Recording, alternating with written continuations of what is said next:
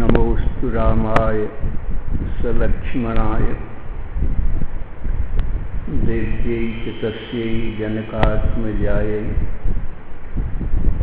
नमोस्तु रुद्रेन्द्रयमानिलेभ्यो नमोस्तु चन्द्रार्कमरुद्गणेभ्यः नमोस्त्वनन्ताय सहस्रमूर्तये सहस्रपादाक्षिशिरोरुबाहवे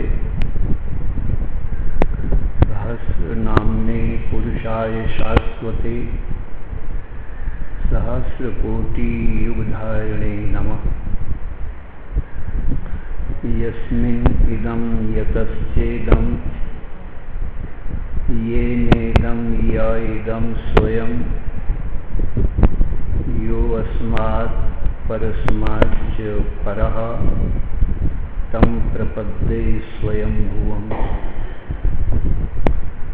नमो ब्रह्मादिभ्यो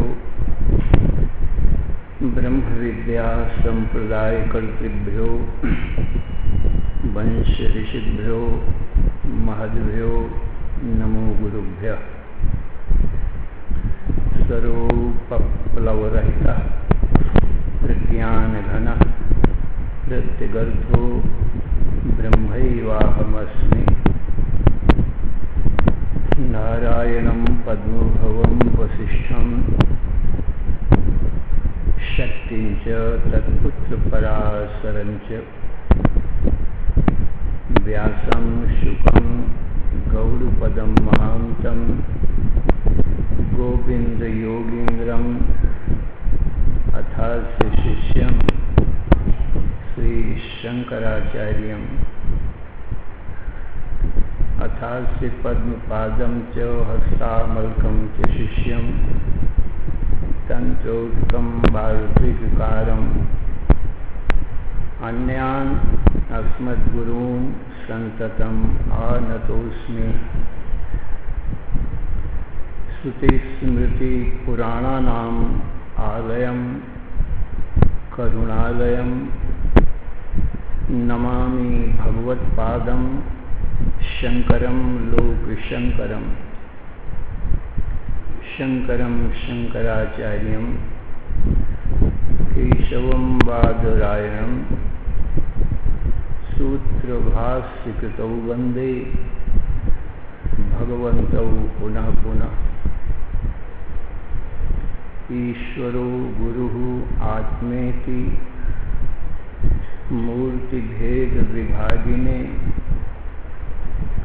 व्योमवद्व्याप्तदेहाय दक्षिणामूर्तये नमः। अशुभानि निराचष्टे तनोति शुभसन्ततिं स्मृतिमात्रेण यत्पुंसां ब्रह्म तन्मङ्गलं परम्। अतिकल्याणरूपत्वात् नित्यकल्याणसंश्रयात् स्मर्तॄणां वरदत्वाच्च ब्रह्म तन्मङ्गलं विदुः। ओंकारस्याथ शब्दस्य द्वौ एतौ ब्रह्मणः पुरा कंठं भित्त्वा विनिर्यातौ तस्मान् मांगलिकौ उभौ। ओम तत्सत् परब्रह्मणे नमः। श्री राम जय जय राम। श्री राम जय जय राम। श्री राम जय जय राम। श्री राम जय जय राम। धर्म की अधर्म का प्राणियों में विश्व का हर हर महादेव। शरण कारण करुण करुणा वरुणालय कर्तुम अकर्तुम अन्यथा कर्तुम समर्थ नित्य शुद्ध बुद्ध मुक्त स्वरूप अनंत कोटि ब्रह्मांड नायक परात्पर पूर्णतम पुरुषोत्तम परब्रह्म सच्चिदानंद घन सर्वज्ञ सर्वशक्तिमान भगवान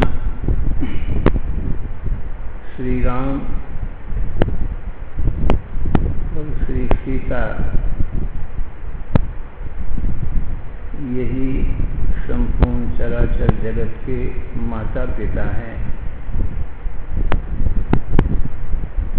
इन्हीं से जगत उत्पन्न होता है और इन्हीं में रहता है और इन्हीं में लीन हो जाता है।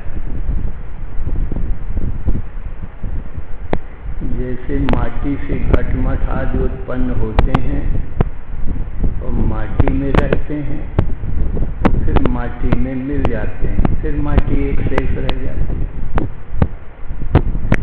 जैसे जल से तरंगें उठती हैं, उत्पन्न होती हैं और जल में ही रहती हैं, फिर जल में लय हो जाती हैं।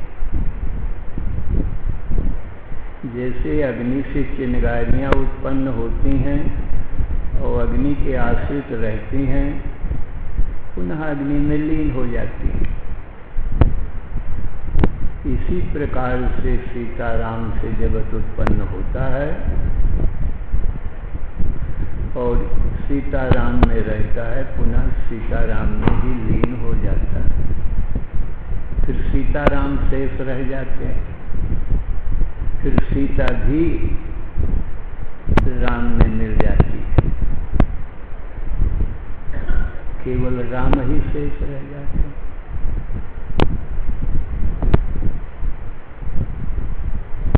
तो जो सत्य वस्तु है उसकी जय होती है, क्योंकि उसका जन्म मरण नहीं कोई मार सकता नहीं। सत्यमेव जयते न अनृतम, सत्य की ही जीत होती है, अनृत की नहीं। माने झूठ की जय, असत्य की जय नहीं। इसीलिए श्री राम जय जय राम में 3 जय आए, तो राम के साथ जुड़े हैं। श्री राम, श्री नाम सीता का है, राम नाम सच्चिदानंद घन ब्रह्म का है, और श्री नाम सीता रूप माया का है। फिर जय राम और जय राम, ये 3 जय राम के साथ में जुड़े हैं, क्योंकि सीता राम की छाया रूप है, राम पुरुष रूप है। जैसे पुरुष से छाया उत्पन्न होती है, पुरुष की ही देख रेख में रहती है, पुरुष ही देखता है छाया को, फिर पुरुष में लीन हो जाती है। पुरुष सत्य है, ज्ञान रूप है, सत्य पुरुष ही रह जाता है। इसी प्रकार से राम सत्य है, क्यों पुरुष है। ज्ञान को पुरुष कहते हैं, पूर्ण को पुरुष कहते हैं। जो सत्य से, ज्ञान से, आनंद से पूर्ण हो, एक अद्वितीय हो, उसको पुरुष कहा जाता है। तो राम पूर्ण पुरुष है और सीता उन्हीं की छाया है। पुरुष से छाया उत्पन्न होती है, पुरुष के आश्रित रहती है, पुनः पुरुष में लीन हो जाती है।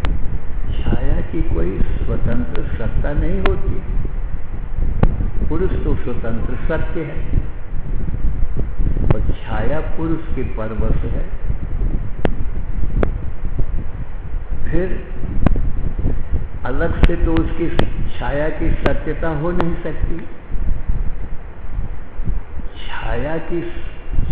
छाया को यदि सत्य होना हो तो सत्य पुरुष में मिलना पड़ेगा, माने सती होना पड़ेगा। तो सत्य में मिल करके पत्नी भी, स्त्री भी सती हो जाती है, माने सतरूप हो जाती है। इस प्रकार से सीता जी राम में मिलकर के राम रूप हो जाती हैं। राम को तो किसी में मिलना नहीं है, वो तो पुरुष है, स्वभाव से ही सच्चित आनंद ब्रह्म है।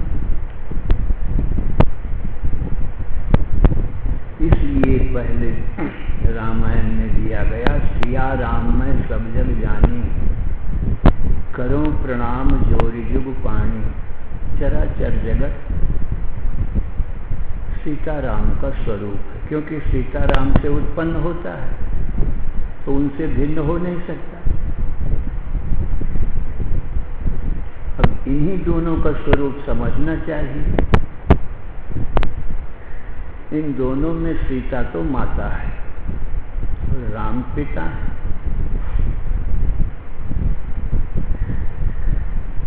तो राम जो पिता हैं और सीता महामाया शक्ति पत्नी है। परंतु आश्चर्य ये है कि सीता राम का कभी संबंध होता नहीं।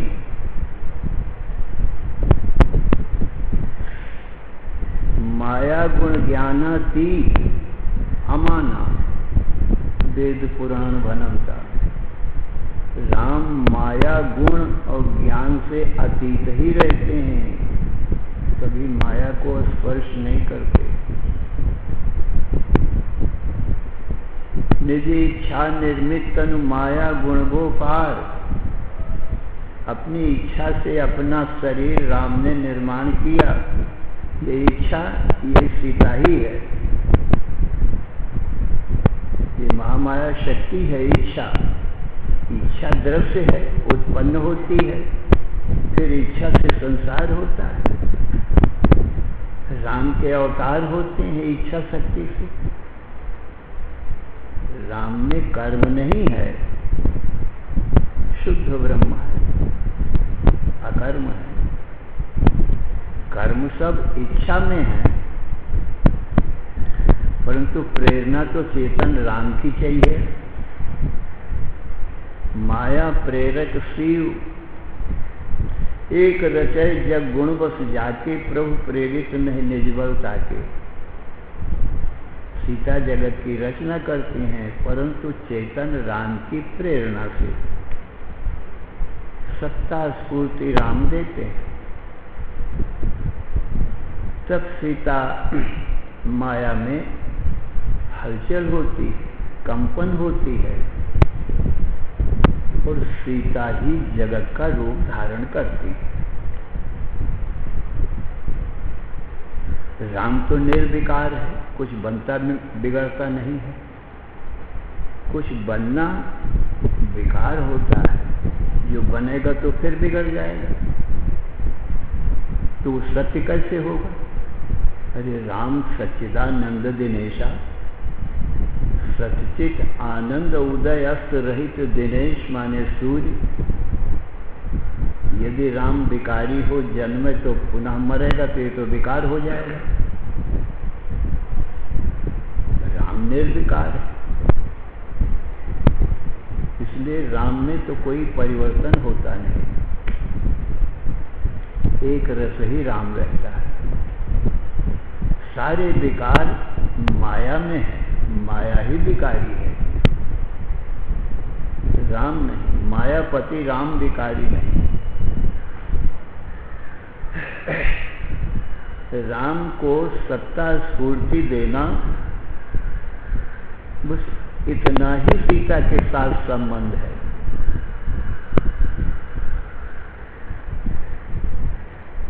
केवल सत्ता स्फूर्ति देते हैं। जैसे बिजली के रहने मात्र से मशीनें चलने लगती हैं, तो बिजली के न रहने से नहीं चलती। तो बिजली सत्ता स्फूर्ति देती है, व्यापक है। पर बिजली स्वयं कुछ मशीनों को चलाती नहीं। चलती मशीनें हैं, केवल सत्ता स्फूर्ति देती। बिजली के रहने से मशीनों में हलचल होने लगती, कंपन होने लगती।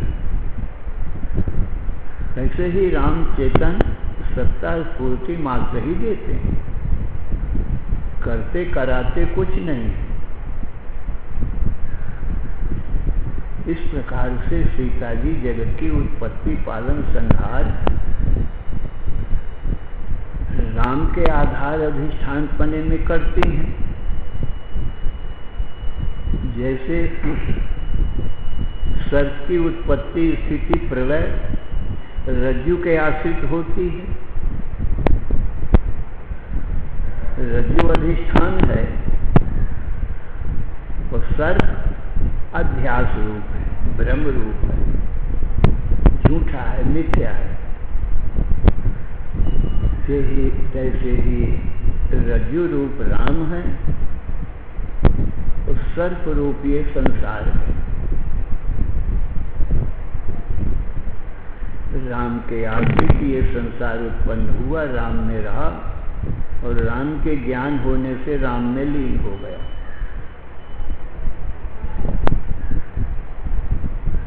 इस प्रकार से जगत की उत्पत्ति स्थिति प्रलय फिर राम में ही होती है।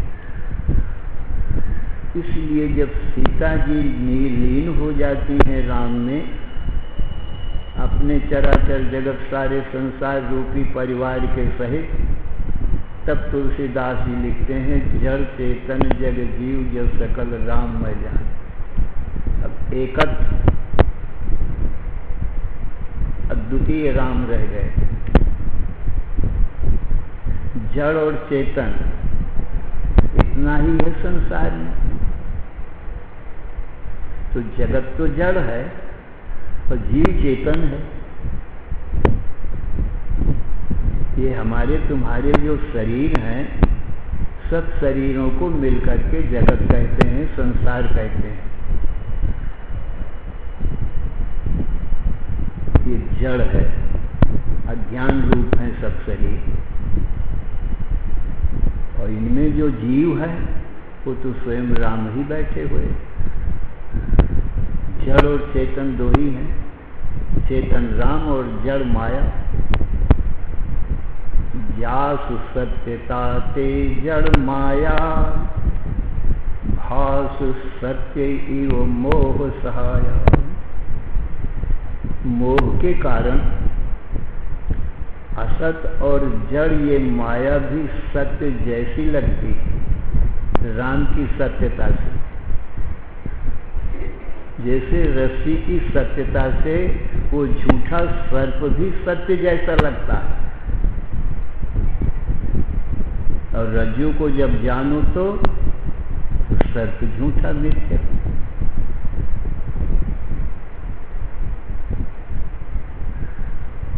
झूठहु सत्य जाहि बिनु जाने, जिमि भुजंग बिनु रज्जु पहचाने। जैसे रज्जु के पहचाने बिना झूठा सर्प भी सत्य जैसा लगता है, ऐसे ही माया सहित ये चराचर जगत अधिष्ठान रूप राम के जाने बिना सत्य जैसा लगता है। यत्सत्वात् अमृषैः भाति सकलम रज्जौ यथा अहेर ब्रह्म। जिस राम की सत्ता से ये झूठा संसार भी सत्य जैसा लगता है, कैसे? रज्जौ यथा अहेर ब्रह्म, जैसे रज्जु में सर्प का भ्रम। तो राम ही सत्य है, संसार मिथ्या है। तो मिथ्या की निवृत्ति सत्य में होती, अध्यास की निवृत्ति अधिष्ठान में होती। जब रज्जु का ज्ञान होता है तो वो सर्प कहाँ गया? कहा रज्जु रूप ही हो गया। अधिष्ठान से भिन्न नहीं जगत निवृत्ति बखान, सर्प निवृत्ति रज्जु जिमि भय रज्जु का ज्ञान। अध्यास की निवृत्ति अधिष्ठान रूप ही होती है। ये चराचर जगत अध्यास रूप है, राम अधिष्ठान रूप। तो राम तत्व जानने के पश्चात ये संसार राम में निवृत्त हो जाता है, राम रूप ही होता है। तरंगों की निवृत्ति जल में ही होती है, घटमट की निवृत्ति माटी में ही होती है। आभूषणों की निवृत्ति कहाँ होगी? अलग से तो मुकुट कुंडल कंठा आदि आभूषण सत्य नहीं है, सोना सत्य है, तो सत्य में निवृत्ति होगी मिथ्या की। तो मुकुट कुंडल कंठा आदि तो व्यवहारिक हैं, सत्य हैं, और उनकी निवृत्ति कहाँ होगी? कहा सत्य सुवर्ण में ही होगी, सत्य सुवर्ण रह जाएगा। ऐसे आभूषण के समान ये चराचर नाम रूप जगत अधिष्ठान रूप सत्य, कारण रूप सत्य राम में निवृत्त होता है, राम ही रह जाते हैं। इसलिए जड़ और चेतन क्या है? जग और जीव। जो जग है वो जड़ है, और जो जीव है वो चेतन है। ये राम रूप है, जीव तो राम ही रूप। ईश्वर अंश जीव अविनाशी चेतन अमल सहज सुख राशि। सीता जी जगत की जननी है, परंतु जीव की जननी नहीं है, क्योंकि जीव की तो उत्पत्ति नाश होता नहीं। ईश्वर का अंश होने से ये ईश्वर रूप है, अविनाशी है। ईश्वर अंश जीव अविनाशी, यदि जन्म होगा तो अविनाशी कैसे रहेगा? विनाशी हो जाएगा। इसलिए जीव अविनाशी है, इसकी उत्पत्ति नहीं हुई। जगत की उत्पत्ति, जगत की जननी सीता जी है, जीव की नहीं। इस शरीर में जीव भी है और जड़ ये सीता जी भी है, शरीर सीता भी है, क्योंकि शरीर को ज्ञान नहीं है, ये जड़ है। और इसमें जो जीव है वो राम है। हमारा तुम्हारा स्वरूप जीव है। जीव देखता है, उसमें ज्ञान है। देह दिखाई पड़ता है, देह को ज्ञान नहीं है, इसलिए जड़ है, माया जड़ है। तो ये सारे संसार शरीरों का समूह जड़ है। हम इसमें बैठे हैं, जीव इसमें बैठा है, इसलिए शरीर भी सत्य जैसा लगता है। और जीव उतर जाएगा तब तो मुर्दा का मुर्दा मिथ्या तो है। वो तो केवल जीव के बैठने से, रहने से ये सत्य जैसा लग रहा है, पर सत्य नहीं और जड़ है, इसको ज्ञान नहीं। और जीव तो सत्य है और ज्ञान रूप है। तो ईश्वर अंश जीव अविनाशी चेतन, जीव चेतन है। और अमल, ये शरीर रूपी मल से मिलता नहीं। अत्यंत मलिनो देहो देही चात्यंत निर्मल हो। ये देह तो अत्यंत मलिन है, और देही जो जीव है देह में रहता है, देह को देखता है, इसलिए जीव को देही कहते हैं। जैसे जो घर में रहता है उसको गृही कहते हैं, गृहस्थ कहते हैं। जैसे देह में रहने से जीव को देही कहते हैं। तो अत्यंत मलिनो देहो, ये देह अत्यंत मलिन है, और देही जो जीव है अत्यंत निर्मल, वो निर्मल ही रहता है, देह का कोई संबंध ही नहीं होता। उभयोः अंतरम ज्ञात्वा कस्य शौचम विधीयते। दोनों का अंतर जान करके कहो किसकी शुद्धि करोगे, देह की कि देही की? देही जीव तो नित्य शुद्ध ही है, उसको शुद्ध क्या करना है? और देह अत्यंत मलिन है, रोज 2 बार 3 बार स्नान करते हैं, दूसरे दिन फिर मलिन हो जाता है। जीवन भर इसको स्नान करो, धो, और इसके भीतर मलमूत्र ही भरा है। आंख से कीचड़ निकलता है, नाक बहती है, मुख से खखाट लाल बलगम निकलता है, रोम रोम से पसीना निकलता है, मूत्र इंद्री से मूत्र ही निकलता है, गुदा इंद्री से मल ही निकलता है, और जो भरा है वही निकलता है। इतना मलिन है, और इसी में हम तुम रहते हैं। ये नरक रूप है। अरे नरक का वर्णन जहाँ आता है ही मल मूत्रों के कुंड में, और रुधिर के कुंड में। ये क्या है? रुधिर भरा है, मांस भरा है शरीर, उस कुंड में डाला जाता है जीव। तो इसमें क्या है? ये नरक ही तो है, परंतु जीव का नरक से संबंध नहीं होता,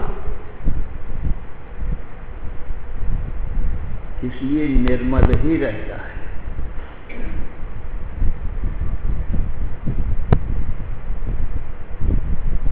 तो हमारा तुम्हारा स्वरूप जो जीव है, वो तुलसीदास जी कहते हैं ये तो राम रूप ही है, और जो देह है ये तो छाया के समान है, ये तो राम में ही मिल जाएगा। इसलिए जड़ चेतन जग जीव जब सकल राम में जान, राम से भिन्न नहीं, जीव राम रूप ही है, और जो जगत है छाया रूप होने से ये राम पुरुष में मिल जाएगा। इसलिए रामायण, राम अयन, इसका अर्थ क्या? राम जो है वो अयन है, माने आधार अधिष्ठान है किसका? सीता, और सीता का रचा संसार का अयन है, जिसके ऊपर सीता जी जगत की उत्पत्ति पालन संहार का खेल कर रहे हैं। इसलिए राम अयन का अर्थ हुआ राम अधिष्ठान रूप अयन है चराचर जगत का। और रामायण जो ग्रंथ है, इसको भी रामायण कहते हैं। माने राम का स्वरूप यदि जानना हो तो राम का अयन माने घर, ये रामायण ग्रंथ है। सम्यक प्रकार से रामायण पढ़ो तो जैसे घर में ही किसी का दर्शन होता है, वैसे रामायण रूपी घर में, इस ग्रंथ में राम का दर्शन तुमको हो जाए। माने राम का ज्ञान हो, ज्ञान ही दर्शन है। और जो नेत्रों से दिखता है वो तो सीता का ही रूप दिखाई पड़ेगा, जो देखता है वही राम होगा। तो जो देखता है वो दिखाई नहीं पड़ेगा, और जो दिखाई पड़ती है वो छाया के समान होने से वो देख सकती नहीं। इसलिए दृष्टा राम और दृश्य सीता माया। हमारा तुम्हारा स्वरूप जीव है, दृष्टा है, इसलिए स्वभाव से ही राम रूप है। तो ईश्वर अंश जीव अविनाशी चेतन अमल सहज सुख राशि, कुछ कर्तव्य से नहीं, सहज ही सुख राशि है, चेतन है, अविनाशी है। और बाकी ये चराचर जगत अध्यास रूप होने से हमारे ही आश्रित रहता है, और हम ही देखते हैं, और हम में ही ये लीन हो जाएगा। सत्य होने से आत्मा का नाश नहीं होता। न जायते म्रियते वा कदाचित्। श्री राम जय जय राम। श्री राम जय जय राम। श्री राम जय जय राम। धर्म की धर्म का, प्राणियों में विश्व का। हर हर महादेव।